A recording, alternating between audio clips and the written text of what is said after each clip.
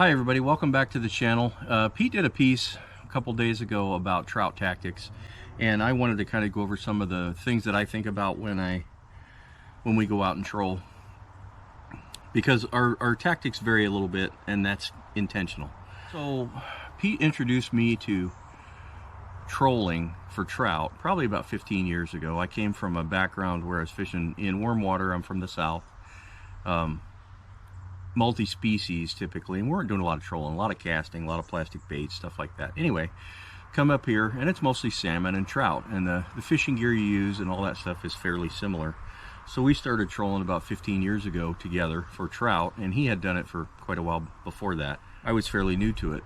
So I got some gear, and I was absolutely convinced at that time that if you trolled at 25 feet with a lake troll and a wedding ring, that's all you ever needed. You were going to catch fish forever. I had some early success, caught some really nice fish, and I was satisfied with that until it didn't work anymore, you know. And then I found this neat little device called a Shasta sling blade, and it's just a Dodger. Everybody's seen one. And I was convinced from that point on that sling blade was it. Throw that lake troll away. I'm going to catch fish forever, just like this, 25 feet down in the water. And of course that doesn't work all the time either. What I'm getting at is, as conditions change, water temperature changes, even the weather a little bit sometimes, you need to modify your tactics. You need to modify what you're presenting and what you're fishing with, whether you're fishing with lead core, downriggers, spinning rods, whatever it is. So I'm going to just go through real quick some of the stuff that I'm fishing this time of year. We're in late August, going into September here. Water temperatures are very warm around here. And because of that, we're fishing downriggers primarily. So we'll get into what we use for downrigger fishing. So when I'm using a downrigger versus a lead core, I use the lead core quite a bit when the fish are high in the water column or when the water is relatively shallow, even if the water's warm, because you can get down to the effective depth. You know, in 30 feet or less of water, lead core seems to work really well. When we're fishing with downriggers, I don't tend to use the plastics as much. I don't tend to use the flies. Those things are killer in, you know, late winter all the way through springtime. Start picking up again in the fall. For me, this is just my experience. Your mileage will vary. And through the winter, those things work really well for me. This time of year, because we're fishing downriggers and we're fishing a little deeper, I'm fishing a lot of spoons and I'm fishing a lot of plugs. These are my favorite lures anyway, because I like the way they run in the water. So it's a good time of year to use all that kind of stuff. So depending on the speed you're going, you need to match two things. You need to match whatever you're fishing with whatever your partner's fishing, because the boat's only going to go one speed. So you need a lure that's going to work at the speed you guys have selected to fish with. And also you need a lure that's going to be active at that speed. So some spoons will run very well at low speeds. Some of them will run at low all the way up through high. Some of them are just high speed offerings. So we start out typically about 3 miles an hour, and that's what I'm fishing with most of the time, is this particular spoon. But in general, it's a fish hunt shoot speed spoon. It works the best that I've seen at those higher speeds, up to 3+. Some of the other things that work really well at that speed, a Castmaster works well at that speed. Cripple lures, you're getting on the ragged edge of a cripple lure up there, but it will run at that speed. And then actually the heavier humdingers work pretty well at that speed as well. As we slow down, then I change to some different spoons or different plugs. The spoons that I've been running primarily this summer have been Acme Little Cleos. That particular spoon is a gold and orange. This one is red and copper. I really like the copper finishes because you don't find a ton of copper finishes in the different spoons. And I think anytime you can throw them something that they don't see all the time, that kind of helps. And depending on the weather conditions, you know, you want different finishes, and we'll talk about that real briefly.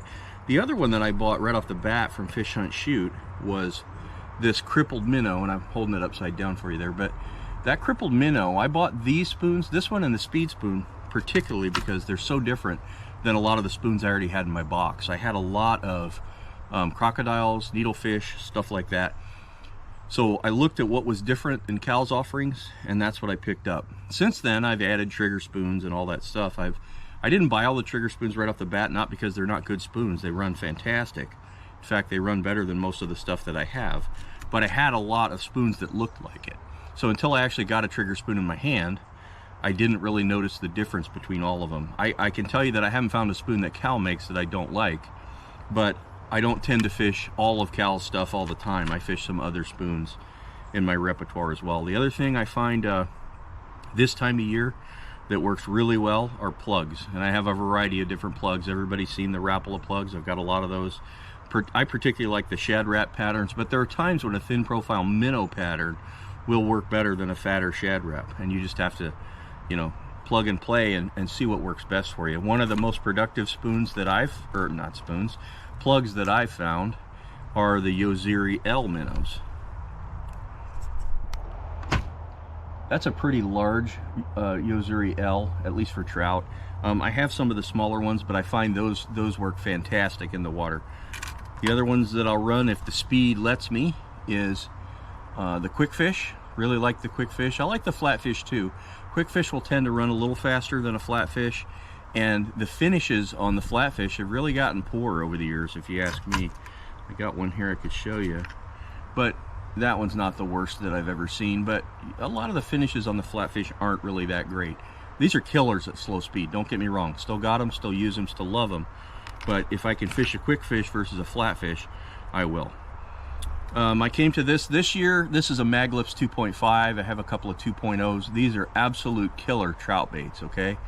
Rigged up on a fluorocarbon leader. We've been pulling in a lot of fish on those particular plugs.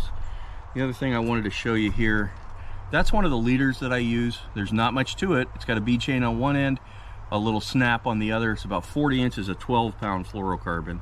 I tend to use 12 all the time because I don't like to have a bunch of different leader material, and I don't find the fish to be leader shy with 12-pound fluorocarbon. Now, if you're using monofilament, you might want to size down and get a different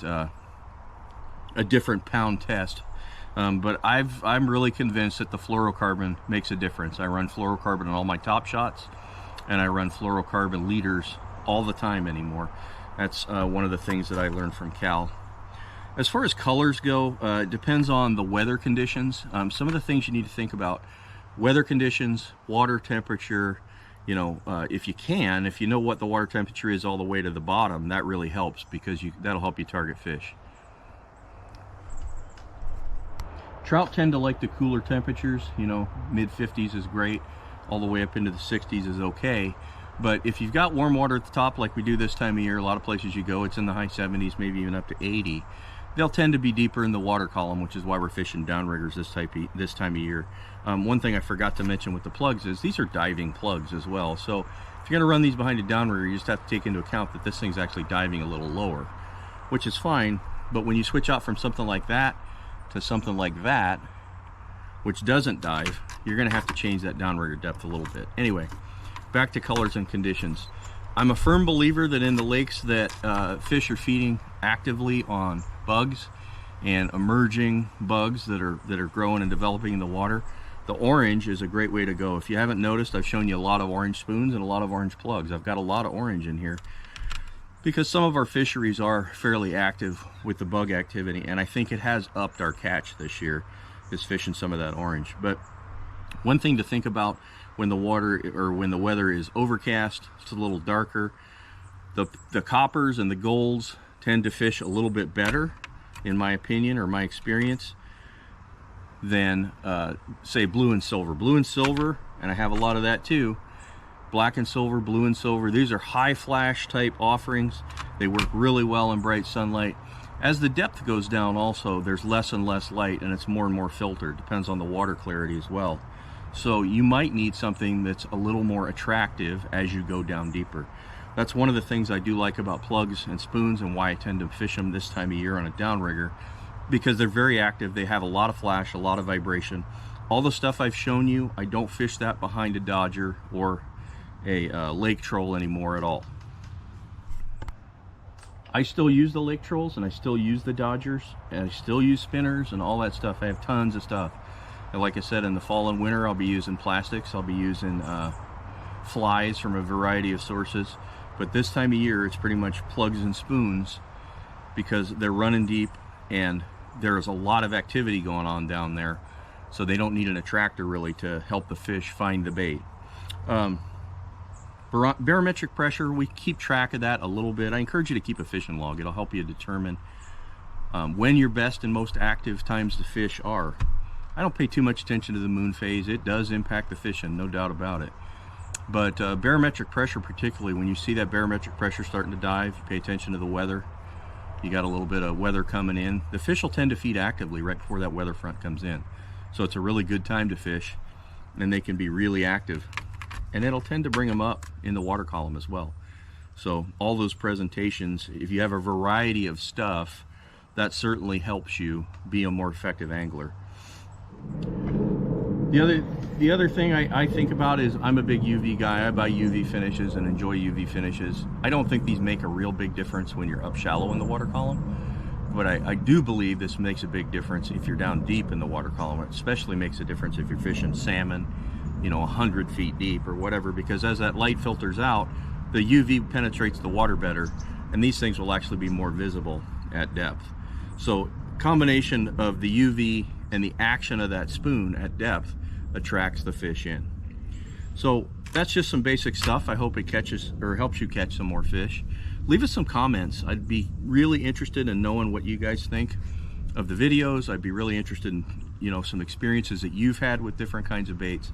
Click the subscribe button if you like what you're seeing. Tell us what you'd like to see on the channel. We're going to do a little fishing this weekend. Hopefully we'll have a couple videos for you. Thanks.